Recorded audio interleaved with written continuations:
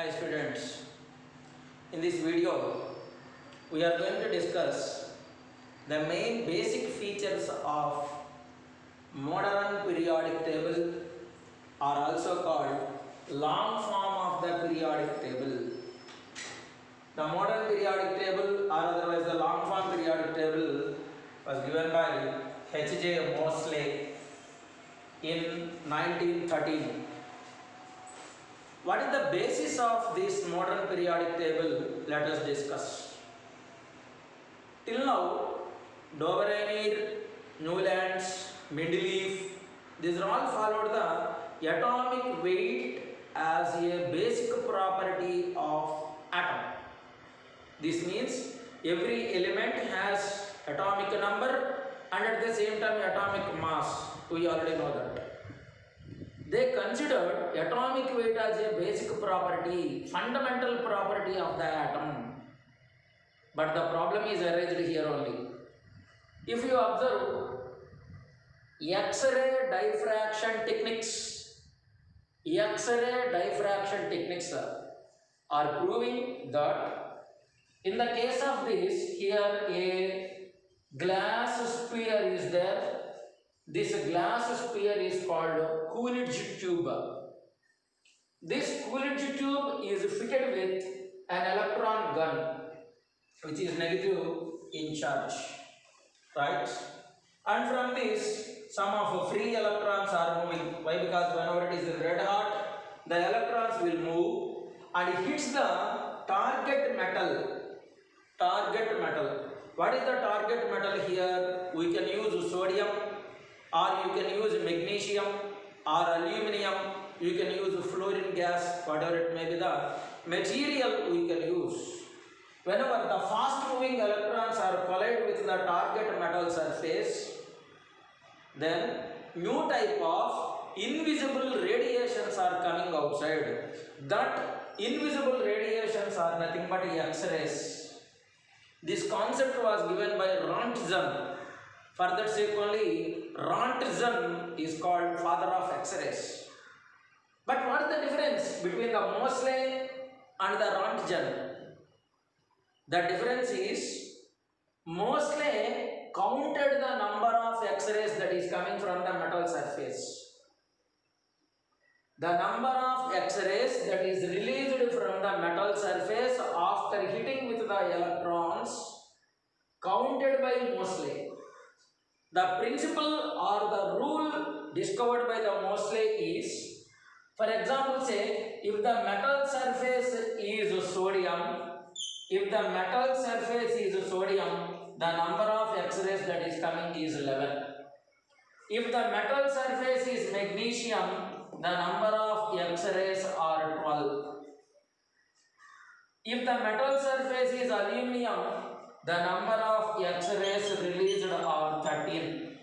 If it is fluorine, the number of X-rays are 9. See, what is this 11? This 11 is nothing but the number of protons that present along with the sodium. This 12 is nothing but the number of protons that present along with magnesium. 13 is nothing but the number of electrons present along with aluminium.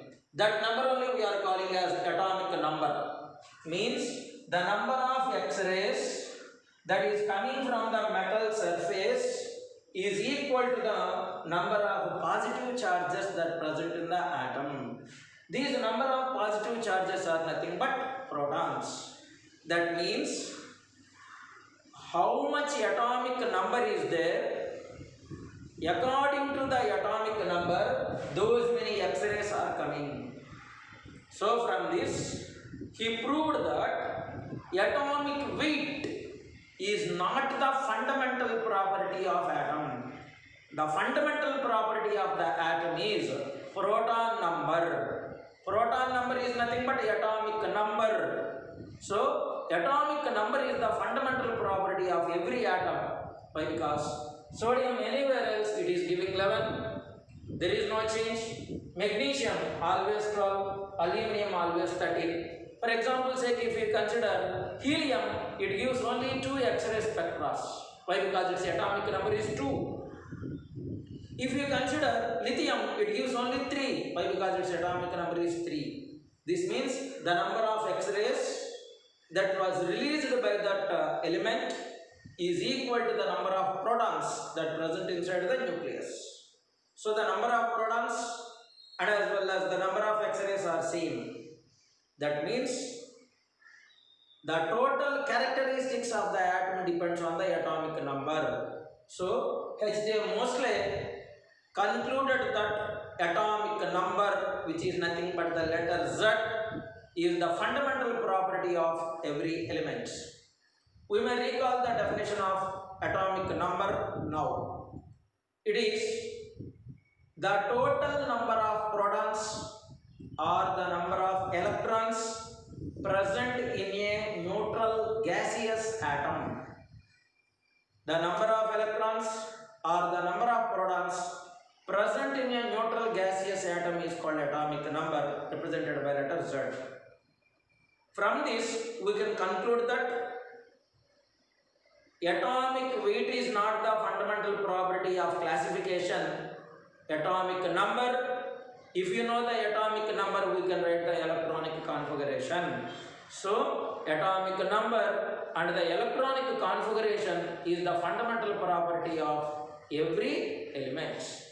Now, the statement given by the Moseley is physical and chemical properties of the elements are the periodic functions of their atomic number or electronic configuration.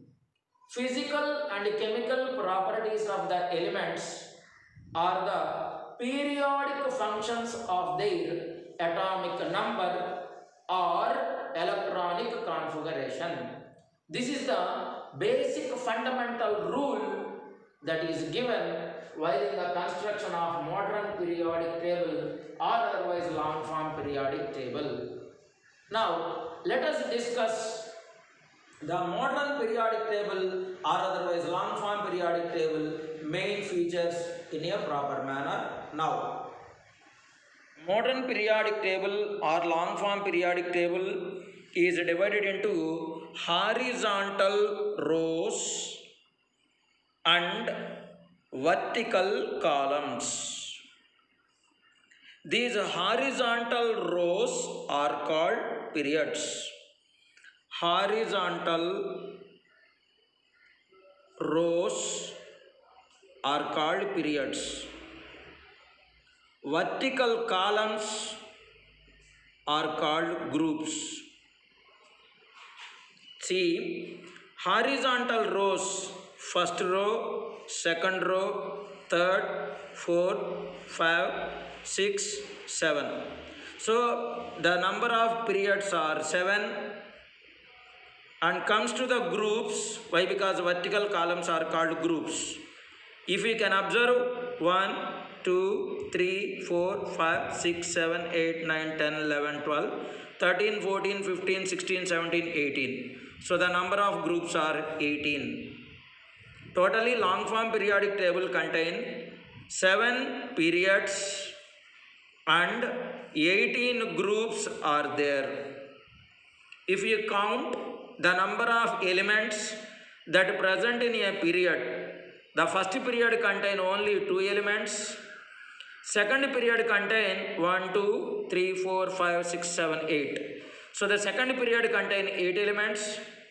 Even the third period also contain 8 elements. Fourth period also contain 18 elements. Fifth period contain 18 elements. Sixth period we are going to count now. See here atomic number 55, 56 and 57. 58 onwards they given down. So if we count 1, 2, 3, 4, 5, 6, 7, 8, 9, 10, 11, 12, 13, 14, 15, 16, 17 and 18, 19, 20, 21, 22, 23, 24, 25, 26, 27, 28, 29, 30, 31, 32. So, third period contains 32 elements, whereas well as the seventh period is incomplete. Once again, period 1 contain 2 elements, period 2 contain 8 elements, Period 3 contain 8 elements. Period 4 contain 18 elements. Period 5 contain 18 elements.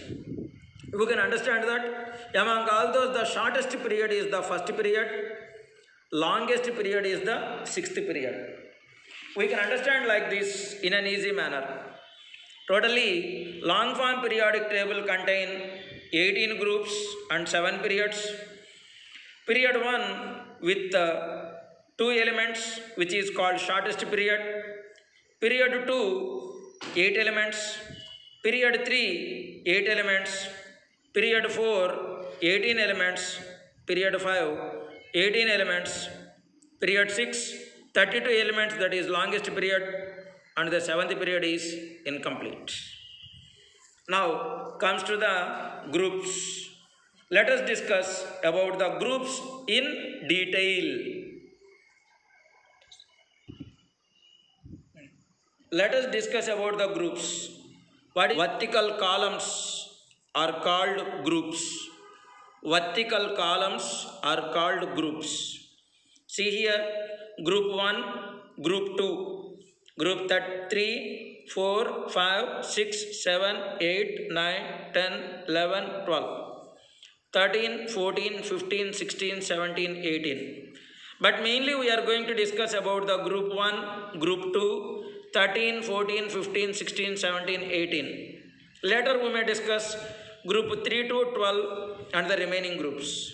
See, group 1 elements are lithium, sodium, potassium, rubidium, cesium, francium are called group 1 elements. They are also called alkali metals. Group 1 elements are called alkali metals. They start from lithium and ends at francium. Alkali metals starts from lithium, ends at francium. Their general electronic configuration is NS1. Now come to the second group. The second group elements are beryllium, magnesium, calcium, strontium, barium, radium. These second group elements are also called alkali earth metals. Alkali earth metals. These alkali earth metals are started from beryllium and ends at radium. Alkali metals starts from beryllium, ends at radium. Their general electronic configuration is NS2. Now come to the 13th group. 13th group elements are boron, aluminum, gallium, indium, titanium, neodymium. Boron, aluminum, gallium, indium, titanium, neodymium. This means 13th group elements starts from boron, ends at neodymium.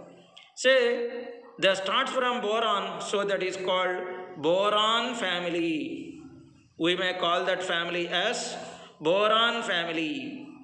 Their general electronic configuration is NS2, NP1. NS2, NP1 is the general electronic configuration of boron family. Now come to the 14th group. Those elements are carbon, silicon, germanium, stannum, lead, flerovium. Carbon, silicon, germanium, stannum, lead, flerovium. So they start from carbon, so that is called carbon family. Their general electronic configuration NS2, NP2. Now come to the 15th group. Their elements are nitrogen, phosphorus, arsenic, stibbium, bismuth, metalonium. Nitrogen, phosphorus, arsenic, stibbium, bismuth, metalonium. They start from nitrogen, so they are called nitrogen family.